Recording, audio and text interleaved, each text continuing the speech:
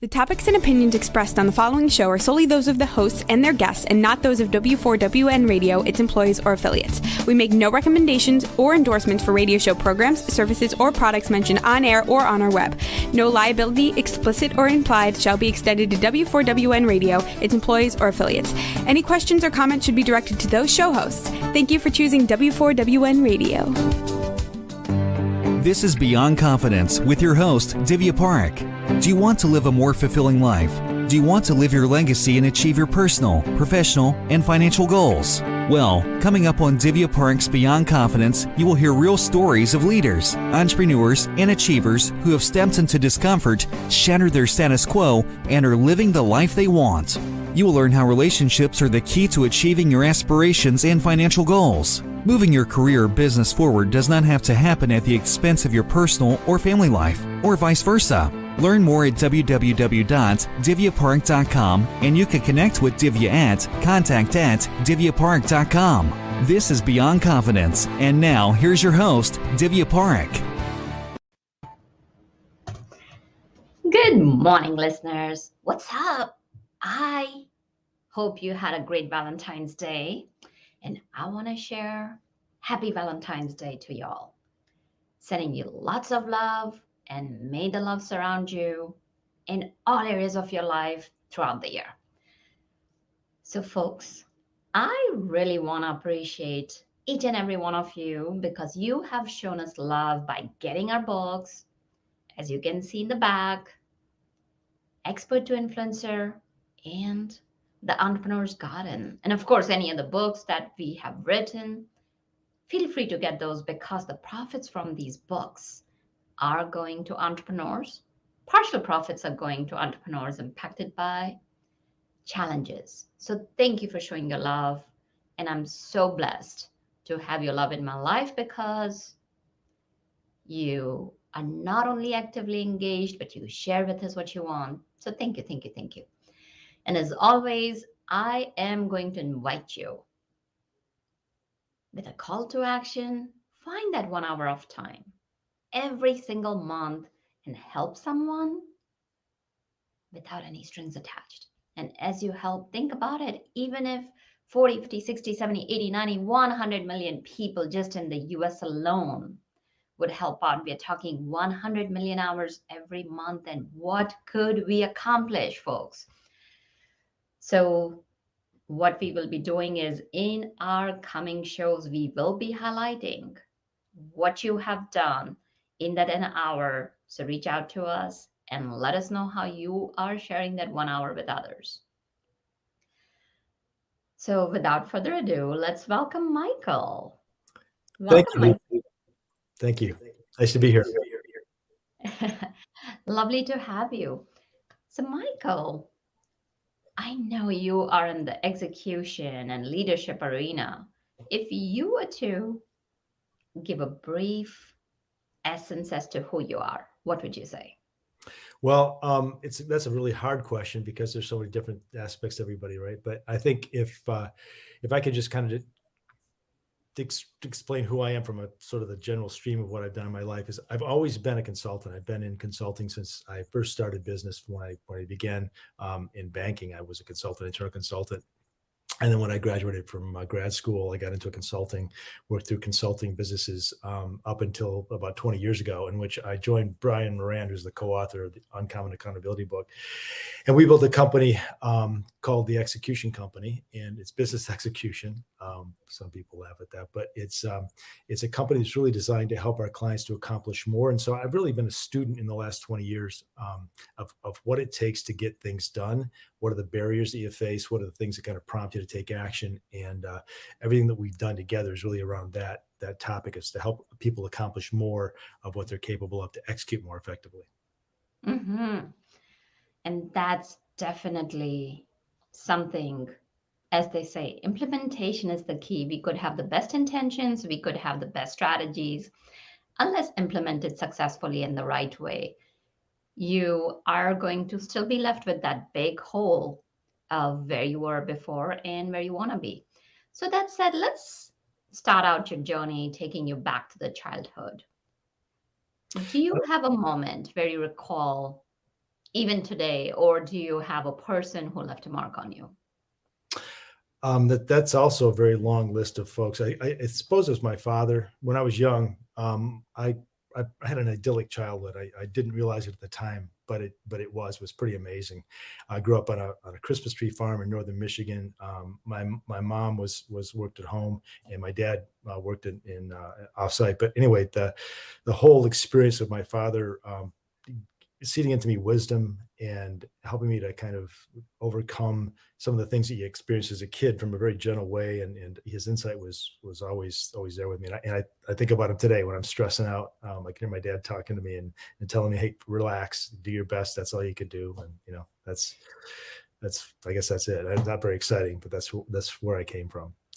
In terms of Oh, anybody who's really affected me, I think probably the largest influence in my life, and I think Brian might say this as well, is that each other.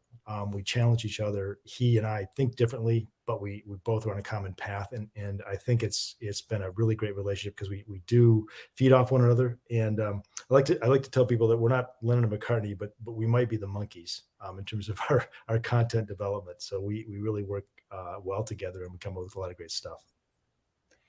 and that is so powerful to have a great partner by your side, especially with what's been happening in this past couple of years. People have been feeling the disconnect, not having a person by your side, not having those work relationships, and especially as consultants, it can be a lonely journey. So, congratulations on finding your workmate, so to speak. Yeah, I've known Brian. He's probably my closest friend, and I've known him longer than longest relationship I've had in my adult life. So yeah, it's pretty good. Definitely. And you talked about tree farms. And anytime you talk about it, just the experience of going there, cutting your Christmas tree and bringing it back is magical to me. And how was it growing up over there for you? Did you feel that magic or it was just routine for you? That's a great question. I wouldn't call it routine or magical. It was a lot of hard work. The summers of shearing the trees, and then the falls of selecting which ones you're gonna harvest, and then cutting them and baling them in the snow of northern Michigan, and dragging them to a train and loading them on a train. That was that was a lot of work. And then after that, we'd be done with that though by the end of November. So it was always magical in our place at Christmas time, but it wasn't because of the harvesting of the Christmas trees. I can tell you that. And that is the beauty of having different perspectives because here we are. Just imagine it's December, it's Christmas time, and everything seems magical. You want to go bring that Christmas tree. And so many times we do not ponder over what does it take for that Christmas tree? What is that journey from the time that seedling is taking root in the ground to blossoming into a full blown tree and then coming into your house and holding those wonderful ornaments and creating those cherished memories. So thank you for sharing that journey because it's so important to go deep into journeys like this because that's how it makes us connected as human to human beings. Yeah, it's really interesting as you say that because anytime you plant a plant of any kind, but especially a tree, it takes a while to harvest. So you've got this period of investing, period of you're not harvesting at all, and you're pouring a lot of resources into the work, and you see the work progressing, but you don't really realize any of the benefits until much later, maybe 8 years or so. So there's this kind of I don't know what the right word is, but delayed gratification that you learn pretty quickly with that sort of thing. Absolutely. So as you kind of continued your journey, where did your career take you? So give us a few highlights of your journey through that. Well, so I started with the intention to be working outdoors. So I got a degree in fisheries and wildlife management from Michigan State University.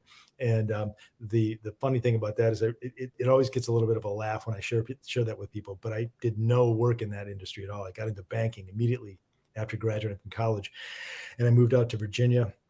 Worked in a bank out there for a long time, and then I got into their internal consulting group.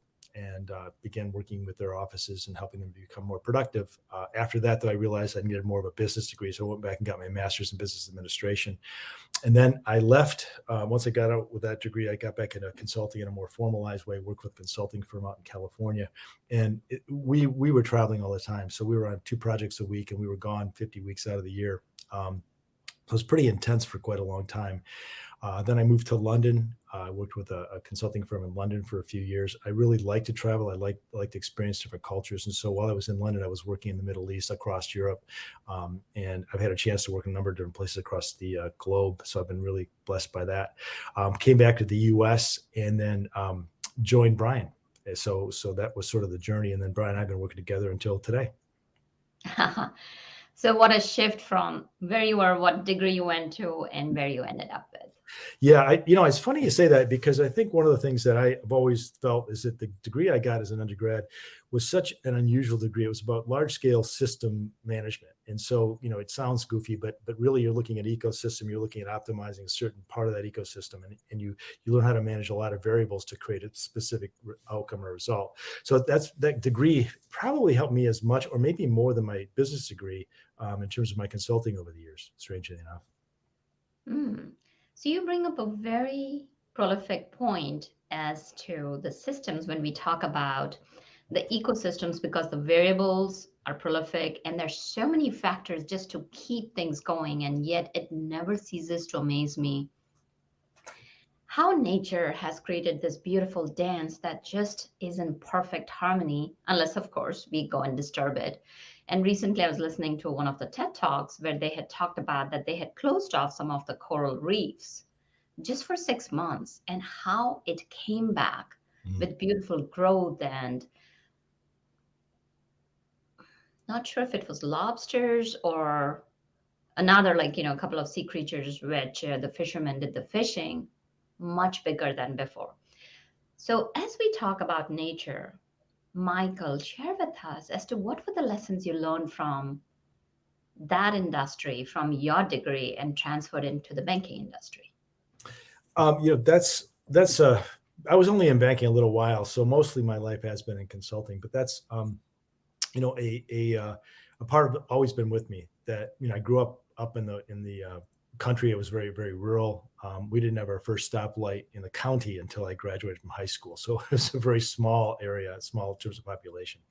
And so I've always had an appreciation for the quieter nature and the perspective you get when you're not part of a frenetic environment. And I've gotten into several frenetic environments since then, but it's a grounding that I've always appreciated. And I think you have sort of this aesthetic that you develop as a young person that you carry with you throughout your life. And I was very lucky, very blessed to have not only good influences around me, but also a great environment to be in. And I know how rare that is for so many people.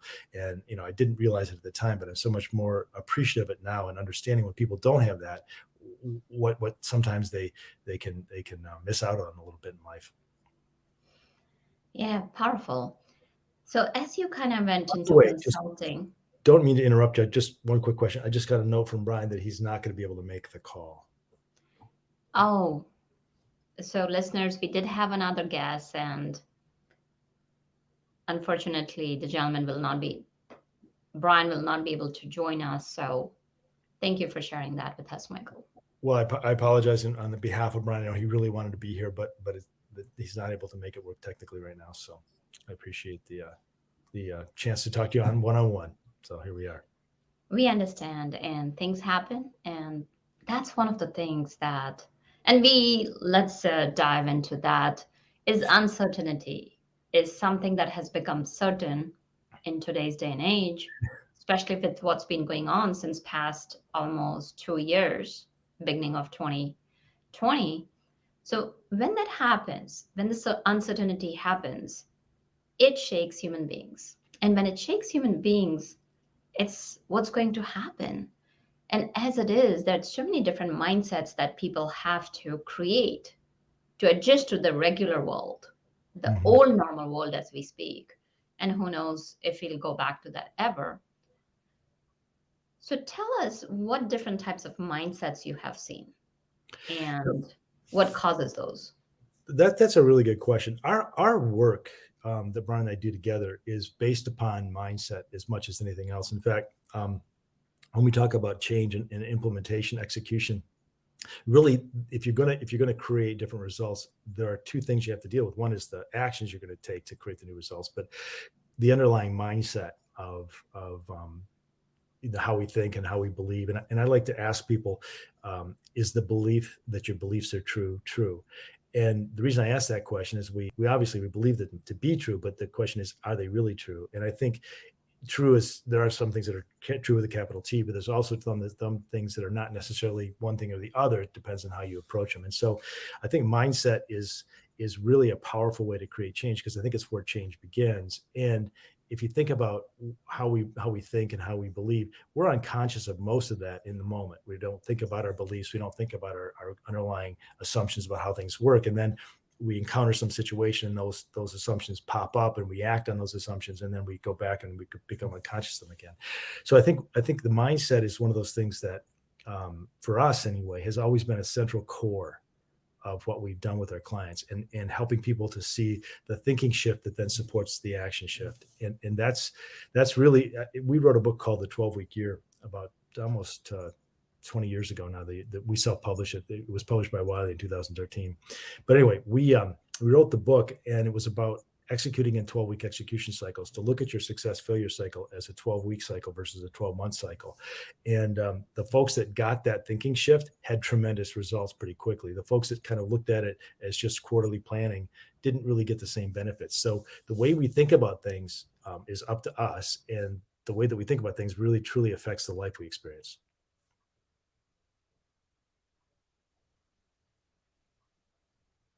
Did I lose you?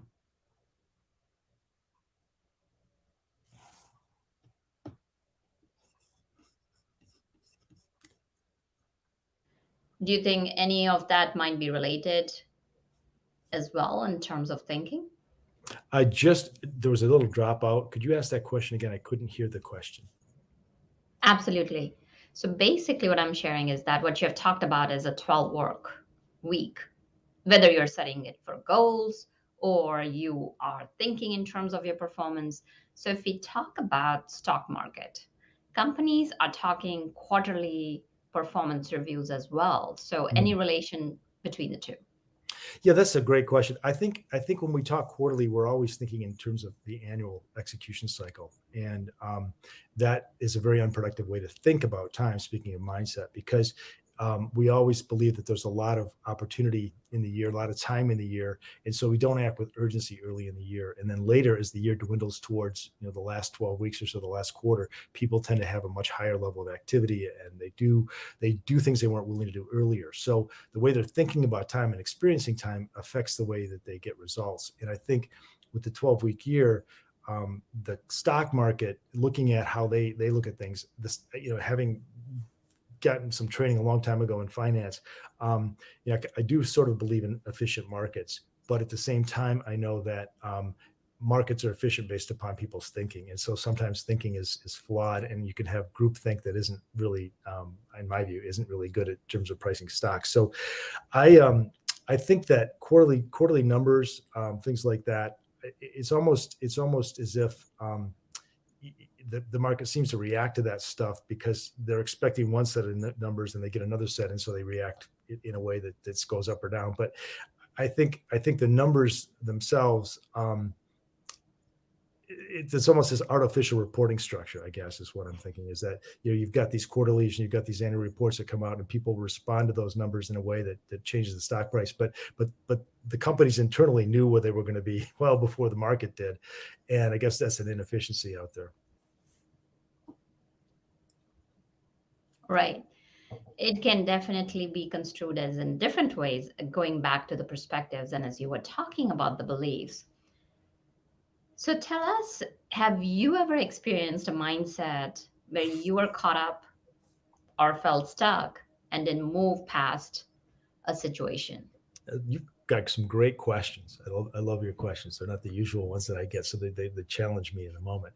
I think if I was going to look at my limiting beliefs where I've kind of been stuck, I've always been uncomfortable stepping into situations where I'm working with experts in an area that I'm not an expert. So I feel comfortable when I know a lot of information about the situation that I'm in, and when I step into areas where I'm not the expert, I tend to feel uncomfortable in those moments. And it's not that I have to understand their roles or their jobs better than they do, but I've got this belief that that's credibility. And if I know as much as they do, that gives me credibility. But if you wait to learn as much as your clients know, you'll never have any value to add. So it's just a challenge that I've had, and I'm aware of it. It's something that's never really gone away. But as I have worked through that, I've learned that they know what I know isn't as much as they know, right? So I just have to accept that, and what I know is different than what they know. If they were just looking for people like them, right, they could just hire more of them. They want somebody with a different perspective, with a different way of seeing the world, and it's just taken me a while to kind of accept that and step out into that with clients that I don't necessarily feel the same level of expertise with. I don't know if that makes sense, but it's one of the biggest things I'm challenged by. It makes perfect sense, because what happens is that we stand in our own way. And as we are talking about the beliefs, oh, I have to, I should, I oughta, I got to. And when we have these traps that I have to be better than everybody else, or I have to be as knowledgeable as them, I have to be performing perfectly at times. And when that happens, we're standing in our own way because we are so caught in that mind chatter that we're not able to hear what other person is saying. So forget about going for active listening. You can't even hear what the other person is saying. And that's one of the things I wanted to bring to our audience, that it's so critical that if you don't know, it's okay to share you don't know. Because think about it. How many people know about everything? If everybody knew about everything, life would be extremely boring. And what you shared is so powerful. Thank you for being vulnerable and sharing that things don't go away. It's about we learn how to respond to them. And then they just become your companion. It's like a shadow. When you're walking in the sun, that shadow is following you and you don't even realize it as to it's there. Yeah, and I think sometimes those shadows cause you to do more than you might otherwise do. They help to keep you sharp, and I think that's always a good thing. There's a bright side and a dark side, right? And I think the bright side is that you can use that energy in a positive way. And as I told you, what my dad told me when I was younger: do your best, and that's all you can do. That's because that's how I was even as a kid. And so he said, look, do your best. If you do that, that's enough.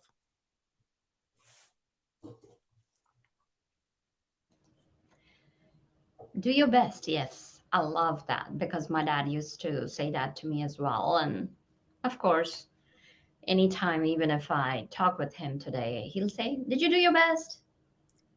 What's there to be worried about? It's our expectations of ourselves that pull us down so much. And it's fascinating that sometimes these expectations can cause us to fail. So, as we are talking about it, let's kind of switch the direction and talk about the victim mindset as to how do you recognize, or how do you define, based on your experience, what's a victim mindset and how can people get out of it? That's a great question. And as we start that, I want to make sure that people understand I'm not talking about what psychologists call the victim syndrome. That's where people have actually had some traumatic event in their lives, typically done by someone to them, and there's a mental process that they go through. And that's not what we're talking about. When we talk about a victim mindset, it's really just the way of looking at circumstances and situations and how you perceive them. It's the way you think about them. And I think one of the things about the victim mindset is that they look at external events and people as being predominantly the cause of where they are in the moment. So somebody let me down, and that's why I'm where I'm at. The environment, I got this thing happened outside of me, and now I'm stuck because that thing happened. And the problem with that view is that while those things may have contributed to your current situation, there's really not much you can do about other people and other events. Those are outside of your control. So if those things have stopped you, you're stuck. You can't resolve that. And so what the victim mindset really is focused on blame. And the blame is looking typically at the past, or maybe it's in the moment, but they're not looking towards the future. The blame keeps you kind of stuck on what is and what was. And that mindset is often then it repeats because you're so focused on what you don't control. You keep seeing that stuff. You see what you look for in many cases. Yeah, that's very powerful. So, okay, you see what you see, and that's what you're looking. How can you hold yourself accountable? That's a great question because accountability is not an on-off switch. There's nobody who's completely unaccountable and nobody who's fully accountable. We all are somewhere on that spectrum. And so the first thing is to really look at the degrees of freedom. In my view, this is how I see it, to look at the degrees of freedom you have in any situation. It may not be what you want. You might not have all the degrees you'd like to have and choices you could make, but you always have some. And I think that the accountable mindset is looking at what you can do. It's looking at the current situation, assessing it, and it takes that information. It doesn't ignore mistakes. It doesn't ignore, what I would call failing, but it doesn't get stuck there. It's looking at, okay, so that happened. Given that and given what I can do now, what's the best choice going forward? And it really lets you let go of those emotional, viewpoints of other people and other events, and just be more pragmatic about what comes next. And it's not that we don't get taken advantage of, and it's not that there aren't barriers, but it's what. So what are you going to do about that? Are you going to be stuck with the external, or are you going to focus on the choices you have? And I think that accountability is all about choice, and it's about the free will to either do the stuff that you'd like to do to move forward, or not to do that stuff. And it's to look for the future versus looking at the past through blame. And let's say so many people say that I want to make a change, I want to shift my mindset, but there is something that holds me back. What would you tell that person? Do you have any quick tips that they can walk away with that, okay, I'm going to implement X, Y, and Z, and that will help me bring the accountability in my life? That's a great question. And so some like I said, I'm not a psychologist, and so I don't delve into psychology, but there's a lot of stuff that we can do that's I think very productive in terms of our thinking. And so I have a story. I was working with a wholesaler in a financial services firm, and she worked she worked with her agents that were also part of the firm to put packages together to get them to go out and produce close business. And she also worked with external agents, and she was an internal and an external wholesaler. And so with the external agents, she was always afraid to ask for the business. So she'd present a case, she'd present the product package and how she was going to support it.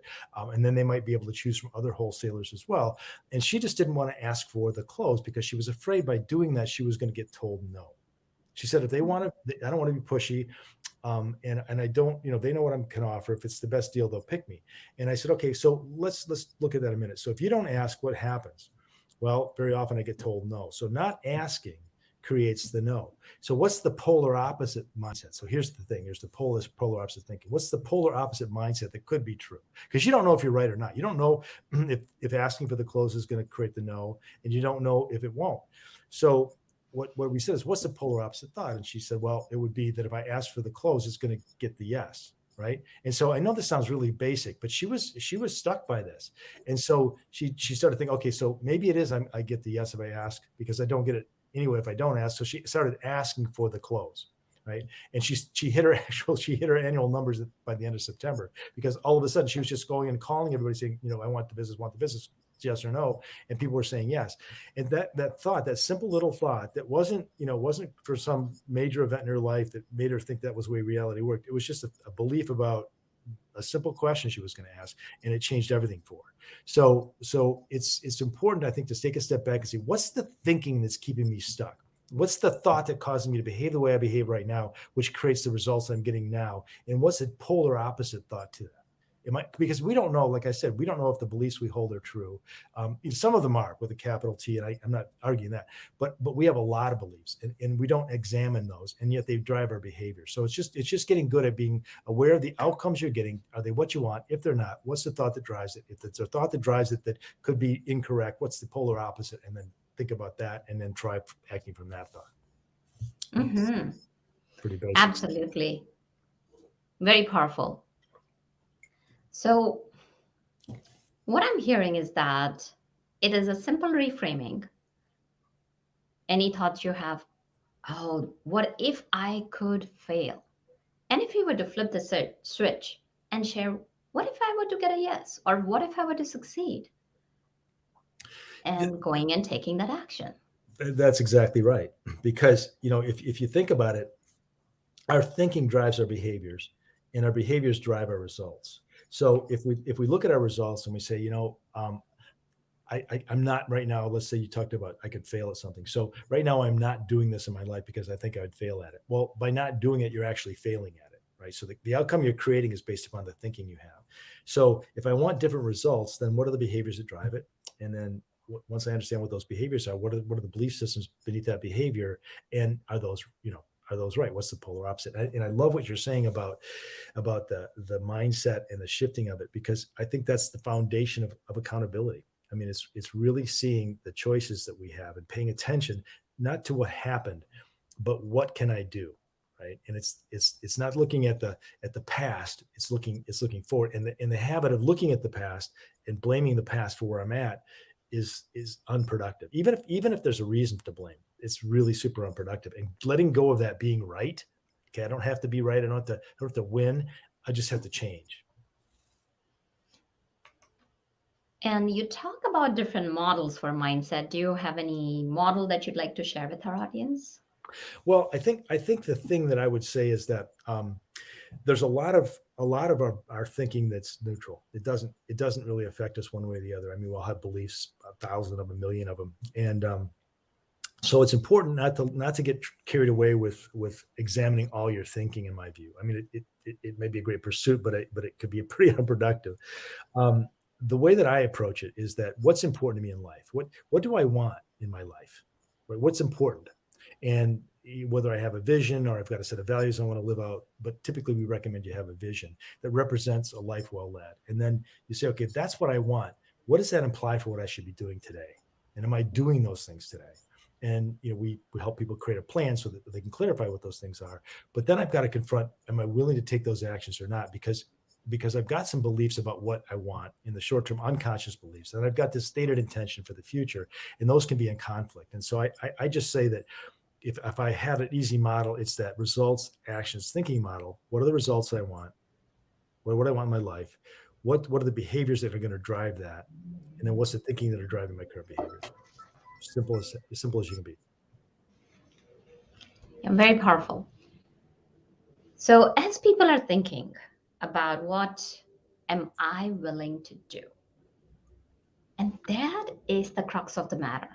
That taking action, because think about it, when we look at the numbers, when we look at the statistics, only 8 to 9% of people are able to achieve their goals when they have set resolutions for the New Year's. Mm-hmm. And if you have any other insights over there, because accountability is the piece that's missing for taking action. So any other tips that you may have that people can implement very quickly? Yes, I do. So on the specific thing of setting goals and failing, research shows that on average people fail 50% of the time with a well-written plan. And typically New Year's resolutions aren't even a well-written plan. They're just something they want to make happen, right? So what happens when I have a goal and I struggle to make it happen, 8% are successful, 92% therefore are not, is that I haven't really paid attention to the cost, and I've confused interest with commitment. So I'm interested in losing weight. I'm interested in doing something different in my life, but I'm not really committed to it. But I'm interested enough that I say I'm committed. But I also have other things I'm interested in. I'm interested in my personal comfort. I'm interested in other pursuits. And so sometimes my other interests can be in conflict with my stated interest, my intention, right? I want to lose weight can be in conflict with the fact I like Italian food. I like to sit on the couch and watch football or whatever. Those interests can be in opposition to one another. And so what I recommend is that you look at what's my goal, what's my stated intention, right? And then what are my conscious desires to do that? And then what are the things that I'm unconscious of that are keeping me from doing that? So we had a client of ours who wanted to lose weight. And I used the example already a little bit, but he wanted to lose weight, and he would bet his teammates that I will lose weight. If I don't lose this weight, I'll pay you money. If I lose the weight, you'll pay me money. They always took the bet because he never lost the weight. And finally, he just realized, I like good Italian food and I like red wine too much, and I'm not going to give it up. I'm just not. And then he was fine. He didn't, he's happy, he's healthy, and he never lost the weight, but he's no longer stressed out about it. Now, that's not what I recommend. I recommend that you hit your goals. I'm not saying that, but you have to reconcile those underlying desires, because if you don't, you're just always going to be in conflict and always falling short. I really like that. What you're talking about, reconciling your intentions and commitment. And that's the piece that if they're aligned, and this kind of brings us back to something very beautiful, is aligning yourself with your values, aligning with what is it that you really want. Sitting down, getting into the dirt and seeing, these are the areas I don't like to lean into. These are the areas I like to lean into. And then also, if you don't want to lean into it, is there a way where you could have a path which is designated by small incremental milestones? Because what happens is that sometimes we go for those large, big, audacious goals because everybody's talking about go out there, take that bold step, set audacious goals. And in that, we lose out sometimes by not even achieving a piece of it. So, how about if you were to break it down to small goals and start achieving that? Because, as they say, the journey of a mile or whatever it is begins with a single step. It start from where you are. That's the best advice I could give you. You may want to be somewhere else, but you are where you are.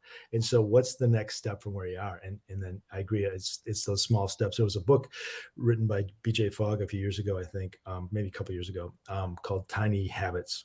And I like the title of it because Tiny Habits, there's a lot of other books out there on habits. I'm not saying anything badly or anything bad about them, but it was all in the concept of start very small and then be successful and recognize that you've been successful. And then it kind of builds on that, right? So if you have a desire to be able to do 100 push-ups and you currently can't do one, to create a plan that you're going to start doing 100 push-ups a day, you're going to struggle at that and probably fail. So maybe what you do is you just get down and get on the floor and get in the push-up position, and you just get used to doing that. But you have to kind of start from that perspective wherever you are, and it's not that you don't make progress, but you're right about if you set a goal that's going to cause you to fail, then it can be disheartening. But at the same time, and the research that shows that if you do look at those barriers that are between you and the goal, and they're big barriers, and you can even overemphasize them, it kind of gets you ready for the battle too. So change is a messy thing. I don't think there's really one way to change, and I think it's we're all kind of walking through that path every day, right? And we're all learning. Absolutely. It is situation specific, it is person specific, it is what you want to achieve. And for some, big, hairy goals will get them going. It will challenge them because they are looking for adventure. So it's about knowing yourself and what gets you going. If it is small goal, set a small goal. If it is a big goal, set a big goal. So it's totally what we share here. It's about taking that and applying to your specific situation. So, Michael, share with us a bit about your book and where people can find you. All right. Yeah. So we wrote a book. Brian and I have written 3 books together. The most recent book is Uncommon Accountability, and it came out published by Wiley at the end of December. And when we talk about the 12-week year, that's our execution system. The foundational principle of that system is accountability. And we have a very different view of accountability than most people do. In a nutshell, accountability is the belief that you cannot hold somebody else accountable. The only person you can hold accountable is yourself. And that's because accountability is ownership. It's ownership of your choices. It's ownership of your outcomes, and the willingness to engage with that to get better if that's your intention. And so I can't be held accountable because nobody can make me take ownership. Ownership is an internal decision, and that's the power of accountability. So when we talk about accountability, people think about accountability systems implying negative consequences or positive consequences to shape behavior. If you're a boss, that's what you'll be thinking most often. But that's the opposite of accountability. And if you hold people accountable through those consequence models, you're really just applying consequence management. You're not helping people gain accountability. So I think accountability is a personal choice, and it's the most powerful mindset you can have is taking ownership. And it's foundational to the execution system we have. And so that's why we wrote a book about it. It's about what is true accountability. And in our views, it's not what most people think it is. Mhm. So, uncommon accountability, taking ownership is something, it's again bringing it back to an individual, and the power lies within an individual. So many times, what happens is my company's like this, my boss is like this.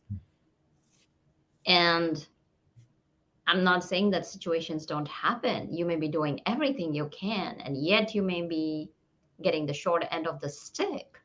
That Mhm. said, when we're talking about that uncommon accountability, do you have a few strategies that people could use as they begin that journey on it? Yeah, absolutely. So intuitively, people know what accountability means. We have hundreds and thousands of people, not hundreds of thousands, but hundreds and thousands of people who've come to us and seeking greater levels of accountability. So people understand the value of it personally.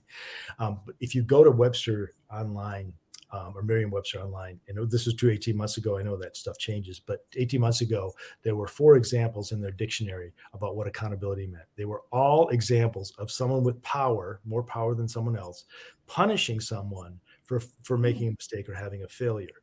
And so what that meant was accountability was about punishment by someone with authority over someone with less authority, which is really an unhealthy relationship. Who wants that, right?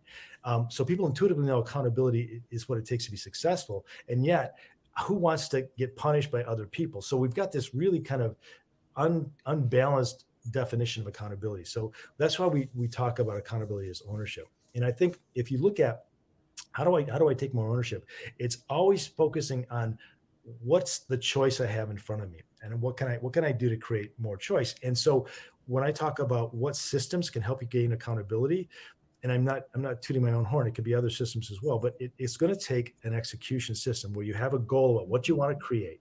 You've got a plan of how you're going to make progress towards that goal. And then accountability is about the choice to either do those things in your plan or not.